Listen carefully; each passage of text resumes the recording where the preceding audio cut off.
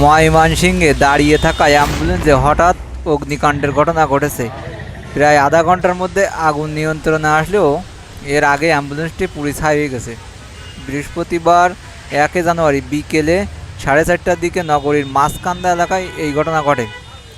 বিষয়টি নিশ্চিত করে বাংলাদেশ কৃষি বিদ্যালয়ের ফায়ার স্টেশনের স্টেশন অফিসার মোহাম্মদ হাফিজুর রহমান বলেন, অ্যাম্বুলেন্সটির একটি চাকা ছোট্ট ছিদ্র হয়ে যায়, মেরামত করতে নগরীর মাঝকান্দা এলাকায় নিয়ে যায় চালক। এরপর বিকেলে 4:30টার দিকে গাড়িটি সড়কের পাশে দাঁড় করিয়ে চাকাটি খুলে মেরামত করতে পাশের গ্যারেজে নিয়ে যাওয়া হয়। এ সময় গাড়িতে কেউ না থাকায় অবস্থায় হঠাৎ অ্যাম্বুলেন্সটি আগুন ধরে যায়। এরপর অ্যাম্বুলেন্সের সিলিন্ডারে আগুন ধরে আগুনের তীব্রতা বাড়তে থাকে। আগুনের শিখা দ্রুত বেড়ে গিয়ে গাড়ির উপরে থাকা বৈদ্যুতিক তারেও আগুন ধরে যায়। আশেপাশের লোকজন খবর দিলে ফায়ার সার্ভিসের সদস্যরা আধা ঘন্টা চেষ্টায় আগুন নিয়ন্ত্রণে আনে, তবে এর আগেই অ্যাম্বুলেন্সটি পুড়ে ছাই হয়ে যায়।